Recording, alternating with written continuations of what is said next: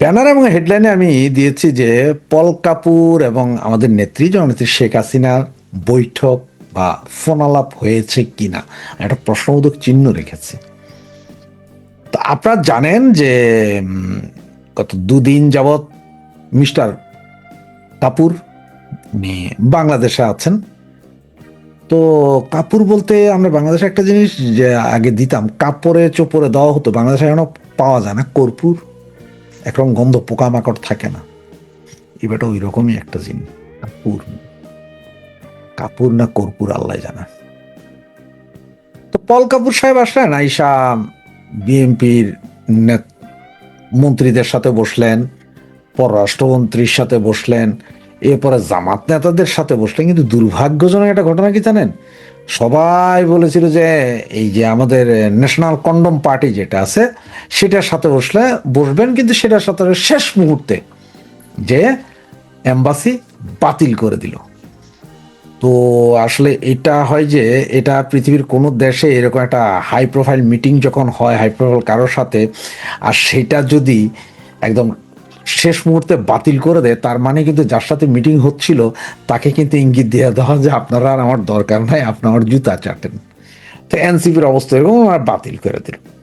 আবার এটা দ্বিতীয় একটা কারণও হইতে পারে, সেটা হচ্ছে যে হয়তো ওরা চিন্তা করছে, কারণ আইসা পল কাপুর তো শেয়ানা মাল, তো ও আইসা হয়তো চিন্তা করছে যে এই পোকামাকড়, ওই যে বলছেন যে কর্পূর, এই পোকামাকড়ের সাথে কথা কয়ে কি লাভ, এটা তো জামাতের বাচ্চা, এর সাথে কথা কয়ে লাভ নেই, ওর আব্বার সাথে কথা কয়েছে, ওর কি কথা কমো, এটাও হইতে পারে। এদিকে পররাষ্ট্রমন্ত্রী সাহেব যে কথা বইলা বসলেন, খলিল ভাই আর কি, খলিল ভাই তো সরাসরি বললেন, এটা আপনারা সবাই জানেন যে চুক্তি বিএনপি এবং জামাত দুই দলই রাজি ছিল, ওদের সাথে কথা বলেই হয়েছে। এখন যদিও বা বিএনপি আমতা করতে, জামাত করতেছে যেটা যেটা মানা যায় সেটা সেটা মানবো, যেগুলো মানা যায় না সেগুলো মানবো না। এগুলো হচ্ছে কথার কথা ভাই। সিগনেচার আগে করে দিয়ে সব আগে করে দিয়েছেন। ওনারা ভেবেছিলেন কি জানেন, যে আমরা এটা কেউ জানবে না, নন ডিসক্লোজার, এইটা কেউ জানবে না, এই চুক্তিতে কে রাজি হয়েছে কে রাজি হয় না কেউ জানবে না পৃথিবীর। জামাতের চরিত্র তো জানেন, ওই যে ভারতীয় লোকজনের সাথে কথা বলছে, দেন দরবার করছে 6 মাস, এটারে বাইদারিকা পরে যখন প্রকাশ পেয়ে গেছে, এইবার হাই হালতাস শুরু হয়েছে, চিল্লি যে না আমাদের নাইবে আমির মুসলমানি করতে যায় আগা কাইটা গেছিলেন, অসুস্থ হয়ে পড়ছিলেন, সেখানে দেখা করতে আসছে, এরকম কথা হচ্ছে না। সেই এরা চিন্তাও করে না যে এটা প্রকাশ পাওয়া যাবে যে দুজন রাজি ছিলেন। এখন প্রকাশ পাওয়া যাওয়ার পরে এখন কি করবেন, কাটাই যেতে হবে। আর আমরা বাঙালি যারা আছি তারা তো অবুঝ জাত, আমরা গোল্ড ফিশ, আমরা মনে রাখি না সবকিছু। সেই হিসাবে এখন চিন্তা করলো যে আমরা, ওরা বললো যে আমরা এগুলা যেগুলো মানার এগুলো মানবো, যেগুলো মানার না সেগুলো মানবো না, ছুঁড়ে ফেলে দিব, ওই যে সংবিধান ছুঁড়ে ফেলে দেওয়ার মতো ওইরকম আর কি। কিন্তু আব্বাজানরা আগেই যে চুক্তি, আগেই যে সব নাকখত দাসখত সব দিয়েছেন, সেটা ওনারা এখন অস্বীকার করছেন। তো এর ভিতরে আবার আওয়ামী লীগের একটা প্রতিনিধি দলের সাথে ভার্চুয়ালি বৈঠক হয়েছে বলি, এটা আওয়ামী লীগের পেজেও আছে একটা নোটিশ বোর্ড, আবার এই আমেরিকান এম্বাসির একটা সাইডেও আছে। এটা যদিও পেপার পত্রিকা হয়তো প্রকাশ হয় নাই বা হবে না বা হচ্ছে, সেটা সবাই পরের কথা, পেপার পত্রিকা অত বেশি পড়ি না। এই তো পল কাপুর এইখানে আসার আগে কিন্তু আবার ইন্ডিয়াতে গিয়েছিলেন। ইন্ডিয়াতে যে আসলে আমরা এম্বাসি, উনি আমেরিকান এম্বাসিতে একটা ছবি ছিলেন এবং ওনার সাথে 8-10 জন থিঙ্ক ট্যাঙ্কের সাথে কথা বলেছিলেন। ইন্ডিয়ার থিঙ্ক ট্যাঙ্ক বা দিল্লির থিঙ্ক ট্যাঙ্ক, দিল্লির খুব হাই প্রোফাইল কোনো মিনিস্টার, অজিত দোভাল বা আপনার নরেন্দ্র মোদী টাইপের কারোর সাথে কথা হয়েছে বলে, বা বিজেপির কোনো হাই প্রোফাইল নেতার সাথে কথা হয়েছে বলে এটা আমরা জানতে পারিনি, কারণ এটা দিল্লিও কিছু বলেনি, এম্বাসিও কিছু বলেনি। এখন ভাই এটা হইতেও পারে, কে জানে। তো এর ভিতরে একটা গুঞ্জন আছে, সেটা হচ্ছে যে শেখ হাসিনার সাথে, মানে আমাদের জননেত্রী শেখ হাসিনার সাথে আসলে কথা হয়েছে কিনা। দেখ, কথা হতেও পারে আবার না হতেও পারে, সবকিছু নির্ভর করছে নেত্রী কি বলেন, আমেরিকান এম্বাসি কি বলেন। তার কারণ হচ্ছে যে জিও পলিটিক্সে এবং আন্তর্জাতিক রাজনীতিতে এটাতে এমন একটা জিনিস, কে কখন কার সাথে কোথায় কথা বলবে কেউই জানে না, যতক্ষণ না আপনি না জানান, মানে যারা কথা বলেছে তারা না জানান। কারণ এমনও হতে পারে যে হয়তো আমাদের নেত্রীর সাথে ওনার বাসভবনে গিয়ে দেখা করেছেন, কথা বলেছেন, যুক্তি পরামর্শ তর্ক করতেও পারেন, আবার নাও করতে পারেন, আবার হয়তো ফোন আলাপও হইতে পারে, যে কোনো কিছু হইতে পারে, কিন্তু আমরা কেউ জানি না। আপনি, আমি, আমরা জানি না। এটা একমাত্র জানেন হয়তো নেত্রী জানেন, পল কাপুর জানেন, ইন্ডিয়ান গভর্নমেন্টের লোকজন জানেন, এরা জানেন, এরা ছাড়া আর কেউই জানেন না আসলে কথা হয়েছে কি হয় নাই।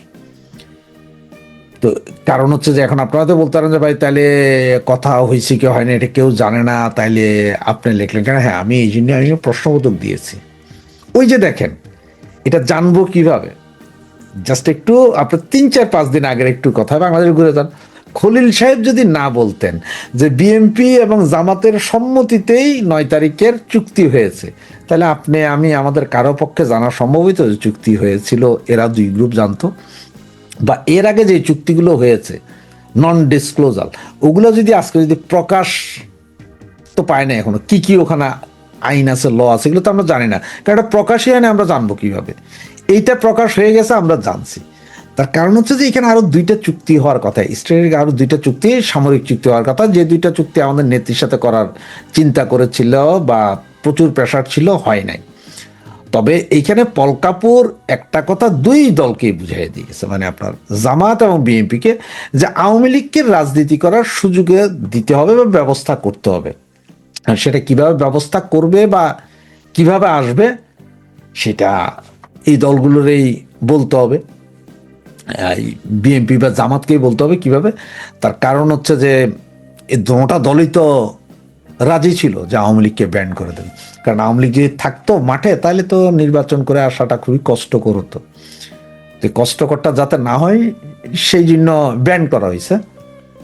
আর এখন বাকি যেসব মামলা, মিথ্যা মামলা বা ওই মামলা সেই মামলা, এগুলো হয়তো এখন কিছু কিছু মামলা উঠবে, একদম যে না উঠবে তা না, কিছু কিছু মামলা 2-4টা, মানে এটা হচ্ছে যে লাখে 2টা বা 3টা মামলা উঠতে পারে, এই অবস্থা।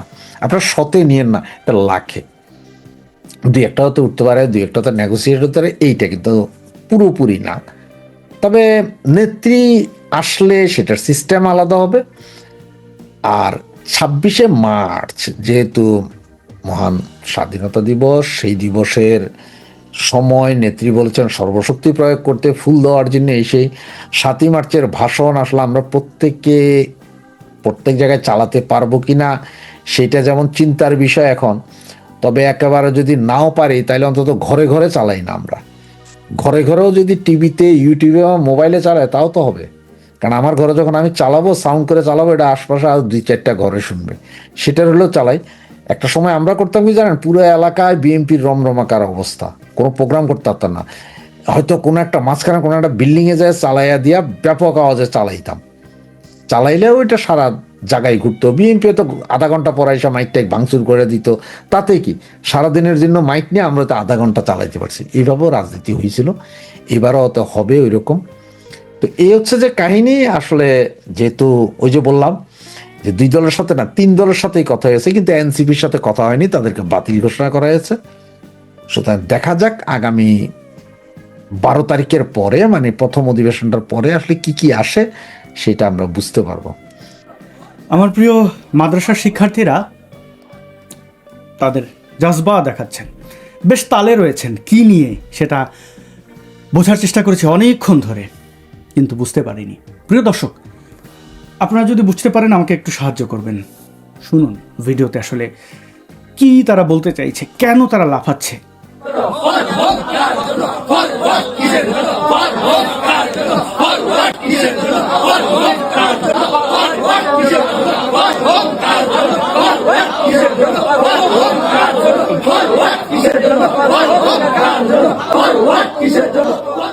বুঝতে পেরেছেন? জানি বুঝতে পারবেন না, আমিও পারিনি, অনেক চেষ্টা করেছি। কিছু একটা হয়তো তারা জপছেন। এই ভিডিওটি দেখানোর উদ্দেশ্য নয় মাদ্রাসার শিক্ষার্থীদের নিয়ে তামাশা করা, হাস্যরস, তাদেরকে অপমান অপদস্থ করা, মোটেই না। এটাই মাদ্রাসার শিক্ষা, যেখানে চর্বিত চর্বণ, মুখস্থ বিদ্যা, কি পড়ছে তারা নিজেরাও জানে না। যেমন যখন কেউ হাফেজ হয়, সে কিভাবে হয়? কোরআন মুখস্থ করে, এই কোরআনে কি আছে, কি বলা হচ্ছে, কোন আয়াত কোন প্রসঙ্গে, কিছুই কিন্তু সে জানে না। সাপের মন্ত্রের মতো একটা পুস্তক মুখস্থ করে ফেলল। এবং এর পরের ধাপগুলো, মাওলানা, মুফতি, শায়েখ, এদেরকে আংশিক ইসলাম পড়ানো হয়, যেখানে ইসলাম ধর্ম নিয়ে প্রশ্নই করা যাবে না। সেখানে বলা বাহুল্য যে তাঁরা কি শিখলেন, কি বুঝলেন সেটা বিবেচনা করবেন, সুযোগ নেই। মাদ্রাসার ওস্তাদরা যা বলবেন তাই বেদবাক্য, তাই মানতে হবে। এবং এই শিক্ষা প্রতিষ্ঠানগুলোতে পড়াশোনা শেখানোর নামে মূলত কোমলমতি শিশুদেরকে জেলবন্দি রাখা হয়। খেলাধুলা নেই বললেই চলে। পৃথিবী কিভাবে চলে কোনো কিছুরই কোনো দীক্ষা তাদের দেওয়া হয় না। আমি ধারণা করছি যে ভিডিওটি আপনাদের দেখালাম সেখানে সম্ভবত ইংরেজি বা অন্য কোনো ভাষা শিখছে তারা। কোনো একটা একাডেমিও দেখলাম এখানে, ব্যানার টানা, সেখানে আবার একটা ছোট্ট কিছু একটা আছে, মানে ওটা কি আমি বুঝতে পারছি না, সম্ভবত সেই যে রাহবার আবু তালেবের কিছু একটা, if you know you know. তো যাই হোক, কোনো একটা একাডেমিতে কিছু একটা শেখানো হচ্ছে এবং বেশ আয়োজন করে তারা এই ভিডিওটি রেকর্ড করেছে। আমার শুধু জিজ্ঞাসা যে যারা এই ভিডিওটি রেকর্ড করলো এবং আপলোড করলো তাদের কি হিতাহিত জ্ঞান বলে কিছু নেই? এটা দেখে মানুষ কি ভাববেন? এমন তো নয় যে অন্য কেউ আমার মতো কোনো বদলোক গিয়ে এই ভিডিওটি রেকর্ড করেছে বা তাদের আসলে বদনাম করার জন্য আর্টিফিশিয়াল ইন্টেলিজেন্স দিয়ে কোনো শব্দ পাল্টে আমি এটা করেছি না। আপনারা তাল দেখলে বুঝতে পারবেন, আমি যেরকম এদের সাথে তাল দেওয়ার চেষ্টা করলাম, পারলাম না। তবে এটা স্পষ্ট যে এডিটেড নয়, অরিজিনাল ফুটেজ। এবং আমি ওই ভিডিওর নিচের কমেন্টগুলো থেকে বোঝার চেষ্টা করেছি, সেখানেও বুঝিনি। সবাই বলছে আলহামদুলিল্লাহ, সুবহানাল্লাহ, কি সুন্দর। কেন বলছে তা আমি জানি না। বোধহয় এইভাবেই ধর্মের প্রসার হয়। কি শিখছে, কি বলছে তা স্পষ্ট না হলে আমরা স্পষ্ট এই ধর্মজীবীরা বড় হয়ে সমাজের কেন বোঝা তৈরি হয়। শিক্ষা ব্যবস্থা এটা তো মোটামুটি দেখার মতো, আশেপাশে পরিবেশ অনেকটা গোছালো, কিন্তু বাস্তব চিত্র বা বেশিরভাগ মাদ্রাসা খুবই অমানবিক পরিবেশ। আবাসিক মাদ্রাসাগুলো, কওমি মাদ্রাসা বেশ ভয়ঙ্কর। জেলখানার সাথে এই মাদ্রাসাগুলোর তেমন কোনো পার্থক্য নেই। এখন আপনি হয়তো বলবেন যে আচ্ছা, এতিম শিশুদের দায়িত্ব তাহলে কে নেবে? তাও তো ওরা এতিমখানায় থেকে দুবেলা দুমুঠো খেয়ে দিয়ে বেঁচে থাকে। কথা সত্য, কিন্তু তার চেয়ে বড় সত্য, এতিমদের দায়িত্ব রাষ্ট্র নেবে, সরকার নেবে। যদি না নেয় তাদেরকে বাধ্য করতে হবে। কিন্তু এর মানে এই নয় আপনি খাবার পাচ্ছেন না বলে আপনার সন্তানদেরকে বা পাড়া প্রতিবেশীর কোমলমতি শিশুদেরকে জেলখানায় পাঠিয়ে দেবেন। আপনি কি জেলখানায় যাবেন আপনাকে পাঠানো হলে? তখন তো রাজি হবেন না। নিজের ভালো সবাই বোঝে। এই কোমলমতি শিশুদের ভবিষ্যৎ নিয়ে কেন গ্যাম্বলিং করছেন, জুয়া খেলছেন? কেন তাদেরকে নিশ্চিত অন্ধকার যেন সেদিকে ঠেলে দিচ্ছেন? কেন বিভিন্ন দোহাই অজুহাতে তাদেরকে তাদের অধিকার থেকে বঞ্চিত করছেন? আপনার আমার মতো সকল মাদ্রাসার শিক্ষার্থীদের অধিকার রয়েছে বিজ্ঞান জানার, অধিকার রয়েছে গণিত জানার, অধিকার রয়েছে নিজের মাতৃভূমি বাংলাদেশ সম্পর্কে জানার, নিজের মাতৃভাষা সম্পর্কে জানার। কোথাকার কোন আরবি, হিন্দি, ফার্সি বা ফ্রেঞ্চ এগুলো তাদের কেন মুখস্থ করতে হবে? ধর্মের স্বার্থে। আচ্ছা, ধর্ম জানার জন্য মাতৃভাষা কি যথেষ্ট নয়? যদি যথেষ্ট না হয়ে থাকে তাহলে আরবিতে কেন কোরআন লিপিবদ্ধ হয়েছে? আরবি কার ভাষা ছিল? হযরত মুহাম্মদ। তিনি তার মাতৃভাষাকে রেসপেক্ট করতে পারলে আপনি কেন পারছেন না? কেন আপনার মনে হয় ধর্ম জানার জন্য মাদ্রাসায় যেতে হবে, মাদ্রাসায় পড়তে হবে, না পড়লে ধর্ম মানা যাবে না? তাহলে বাংলাদেশের কত ভাগ মানুষ মাদ্রাসায় পড়ে ধর্ম জেনেছে? বরং আমরা দেখি মাদ্রাসা থেকে পাশ করা মোল্লা মুন্সিদের অবস্থা, তাদের জ্ঞান গর্ভ সম্পর্কে আমরা স্পষ্ট, তাদের মূর্খামি সম্পর্কে, তাদের অসততা, লুচ্চামি, বদমাশি, মানবতা বহির্ভূত সকল অপরাধে তারা জর্জরিত। মুখ খুললেই বের হয়ে যায় তাদের অশিক্ষা, কুশিক্ষা। এদের দেখে শিক্ষা আপনাদের হয় না? কিছুদিন আগে এরা জান্নাতের টিকিট বিক্রি করেছিল না? তখন তো আপনি ঠিকই আপনার নিজেরটা বুঝেছেন।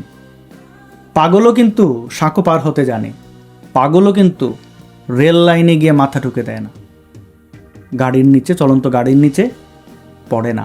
নিজের ভালো পাগলও বোঝে। তাহলে আমাদের আগামীর প্রজন্মের সম্পর্কে আমরা কেন ধারণা নেব না, কেন সচেতন থাকব না? এই কোমলমতি শিক্ষার্থীরা যখন অশিক্ষা কুশিক্ষায় জর্জরিত হয়ে এই সমাজেই হেঁটে বেড়াবে, তখন কিন্তু ক্ষতিটা আপনারও হবে। ধর্মের যারা প্রচারক রয়েছে তাদের মূল পুঁজি কিন্তু ভয় এবং ঘৃণা, দুটোই তারা দেদারসে এই বাংলাদেশে চাষাবাদ করে যাচ্ছে। দেখুন, রন্ধ্রে রন্ধ্রে তারা আপনাকে ভয় দেখায়, তারা আপনাকে লোভ দেখায়, তারা আপনার ধর্ম, আপনার মাযহাব, আপনার গোত্রের বাইরের সকলকে ঘৃণা করে। জামাতে ইসলামী ঘৃণা করে হেফাজতে ইসলামীকে, জামাতে ইসলামী ঘৃণা করে চরমোনাই মানে খেলাফতে মজলিস সহ অন্যান্য ধর্মীয় গোষ্ঠীকে। আবার চরমোনাই বা ইসলামী আন্দোলন বাংলাদেশ বা খেলাফতে মজলিস বা অন্যান্যরাও কিন্তু জামাত ইসলামকে মুনাফিক, অমুসলিম বলে। কিছুদিন আগে হেফাজতের প্রধান নেতা বাবুনগরী তিনি কিন্তু বলেছেন মানে এই জামাত সম্পর্কে যে এরা মুসলমান নয়। এবং বাংলাদেশের যারা অন্যান্য সেক্ট রয়েছে যাদেরকে আমরা ক্ষুদ্র মনে করি, আহমেদিয়া সম্প্রদায়, হেজবুত তাওহিদ, হেজবুত তাহরির না, হেজবুত তাওহিদ, উদারপন্থী মুসলমান, বাংলাদেশের যারা শিয়া সম্প্রদায় রয়েছে, বাহাই রয়েছেন যারা, শিখ, জৈন খুবই অল্প সংখ্যায়, বা একটু বেশির দিকে বৌদ্ধ, খ্রিস্টান, হিন্দু, পাহাড়ের বা সমতলের আদিবাসী, তাদের সবাইকে কিন্তু যারা সংখ্যা গুরু বলে নিজেদেরকে, তারা বঞ্চিত করে। সংখ্যালঘু, সংখ্যাগুরু বিষয়টি একটু ভেবে দেখার বিষয়। রায়ান জুয়েল তার একটি শোতে, আমি সেখানে ছিলাম, আমাকে জানাচ্ছিলেন যে দেখেন, বাংলাদেশে কিন্তু সংখ্যালঘু এই ধর্মজীবীরা কোনোভাবেই এই বাংলাদেশের যাদেরকে সংখ্যালঘু বলা হয় তারা কিন্তু নন। কথা সত্য। দেখুন, এই ধর্মজীবীরা, ধর্মকেন্দ্রিক যারা বক্তব্য রাখে, তারা কিছুদিন আগে ইলেকশনের সময় নারীদেরকে বেশ্যা বলেছিল, সেই চুম্মা আমির, ভুলে যাননি তো? এরা নারীদেরকে মানুষ মনে করে না, তৃতীয় চতুর্থ শ্রেণীর মনে করে। তার মানে নারীরা তাদের চোখে সংখ্যালঘু। তাহলে বাংলাদেশের 51% কিন্তু নারী। এই এক বিবেচনাই কিন্তু এই মোল্লার সংখ্যালঘু হয়ে যাচ্ছে। সংখ্যাগুরু কারা? এই বাংলাদেশের সংখ্যাগুরু নারীরা। কিন্তু তারা তাদের শক্তি সামর্থ্য সম্পর্কে সচেতন নন, অথবা ধর্মীয় বেড়াজালে আবদ্ধ হয়ে আছেন। অনেক উদাহরণ দিতে পারবো। অনেক নারীরা ক্যামেরার সামনে এসে তাদের অসহায়ত্বের কথা যেমন বলেন, তেমনি দাসত্ব স্বীকার করে নিয়ে অন্যকে দাসী হিসেবে জীবন নির্বাচন করার জন্য আহ্বান জানায়। ওরা কারা আমরা জানি, এবং ওদের নিয়ন্ত্রক কারা তাও আমরা জানি। স্বইচ্ছায় যদি কেউ দাস বা দাসী হয়ে থাকতে চায়, আমাদের কিছু বলার নেই, কিন্তু পৃথিবীতে কিন্তু দাস প্রথা বিলুপ্ত হয়েছে। আপনাকে মুক্ত হতে হবে। আপনি সংখ্যাগুরু হয়ে নিজেকে সংখ্যালঘু ভাবছেন, এই চিন্তা ভাবনা থেকে বের হতে হবে। আপনাকে আপনার অধিকার বুঝে নিতে হবে। আপনাকে বেগম রোকেয়া পড়তে হবে, আপনাকে তসলিমা নাসরিন পড়তে হবে। কেন পড়তে হবে সেগুলো পড়েই দেখুন, দু একটা বই পড়ুন। নারী শক্তি কতটা সহজে, সুন্দরভাবে, শক্তভাবে পুরুষতান্ত্রিক বদমাশির ভিত ভেঙে দেয়, তা একবার নারী ঘুরে দাঁড়ালেই প্রমাণ হয়। আমাদের বাংলাদেশের সাবেক প্রধানমন্ত্রী শেখ হাসিনার অবদান, সাবেক প্রধানমন্ত্রী খালেদা জিয়ার অবদান, এবং বেটা যেগুলো আছে, ইউনুচ্চা কয়দিন আগে কি করে গেল দেশটার, আসিফ নজরুল, তাদের পুরো ক্যাবিনেট ছিল পুরুষ দ্বারা, মানে পুরুষের বলয়, মানে সুঠামো দেহের পুরুষ কিনা নাকি সেই সুলেমান, মানে আমি ওইভাবে পুরুষত্ব বোঝাচ্ছি না, তারা এটা বোঝাতে চায়। তারা মনে করে শৌর্যে বীর্যে আমি পুরুষ, বাহ কি চমৎকার। না, গায়ের জোরে ব্যক্তিত্ব প্রকাশ পায় না। নারীরা তাদের অধিকার বুঝে নিলেই এই ধর্মীয় বদমাশরা আর ছড়ি ঘোরাতে পারবে না। এখন নারী শক্তিকে কেন তো জোর দিচ্ছি? একজন মা পারেন তার সন্তানের মানে ভবিষ্যৎ নিশ্চিত করতে। যেই মা 10 মাস 10 দিন গর্ভে ধরে সার্বিক প্রতিকূলতাকে একদিকে রেখে নিজের সন্তানকে এই পৃথিবীর মুখ দেখান, যেই মায়ের কারণে পুরো মায়া জাতি, নারীর কারণে পৃথিবীর আজকে এই মানব সভ্যতা বলুন, অন্য যত সকল প্রাণী দেখি তাদের এক্সিস্টেন্স, এটার পেছনে কে? মায়েরা প্রধান ভূমিকা রাখে। বললাম, ঝড় বাদল, যে কোনো ধরনের প্রতিকূলতা লড়াই করে কেউ 10 মাস, অন্য প্রাণীর সময়কাল একটু ভিন্ন। আবার যারা পেটে জন্ম দেয় না, মুরগি ডিম পাড়ে, একবার ভেবে দেখুন তো একটা ডিম পাড়া কতটা কঠিন। একজন নারী যখন তার যোনি থেকে একটি সন্তান প্রসব করে, সেজন্য তাকে কতটা কষ্ট করতে হয়। আপনি তো বেডা, বুঝবেন না কোনোভাবেই না। আপনি তো সেই পুরুষ যে নারীদের মধ্যে যারা পতিতা তাকে গালাগাল করেন। তো পতিতার খদ্দেরকে, সে যদি খানকি হয়, আপনি কি পুরুষবাচক কোনো, এই খানকি যে গালি বলা হয়, এটার কিন্তু পুরুষবাচক কোনো গালি নাই। আমি অনেক জায়গায় খানকা বলেছি, নাই কি করব। মানে চিন্তা করেন একটা গোষ্ঠী কত বড় বদমাশ হলে পরে, যারা টাকা দিয়ে কিনছে একজন নারীর দেহ, সে নিজেকে খুবই মানে গর্বের জায়গায় রেখেছে, কোনো গালি নেই তার জন্য। নারীরা যেভাবে সন্তান এই পৃথিবীতে ভূমিষ্ঠ করেন, একইভাবে যদি ভূমিষ্ঠ পরবর্তী দায়িত্বটা নেন, সন্তান যেন কুশিক্ষায় জর্জরিত না হয়, তার শিক্ষালয় যেন মাদ্রাসা না হয়, এই দায়িত্বটুকু যদি নারীরা নেন, জানি অনেক কঠিন হবে পারিবারিক সিদ্ধান্ত উপেক্ষা করে, কিন্তু আপনি কিন্তু পরবর্তী প্রজন্ম বদলে দিতে পারেন। আমরা মায়ের কাছ থেকে ভাষা শিখি, বাবারা আমাদের সেইভাবে দায়িত্ব নেয় না। সুতরাং মায়েদের কাছে বিনীত অনুরোধ, একটু আপনার সন্তানের দিকে তাকান। এরকম মাদ্রাসার কুশিক্ষিত করবেন না আপনার সন্তানকে, কারণ এরা বড় হয়ে সমাজের বোঝা হবে। মানুষ তাদের নাম ধরে বাবা মা তুলে গালাগালি করবে। কিছু না করলেও কেন আপনি সমাজের একজন মা হয়ে, একজন নারী, একজন সৃষ্টিকর্তা, সৃষ্টি করেছেন সন্তান, আপনি অন্যের ক্ষতি করার জন্য সেই সন্তানকে বড় করবেন?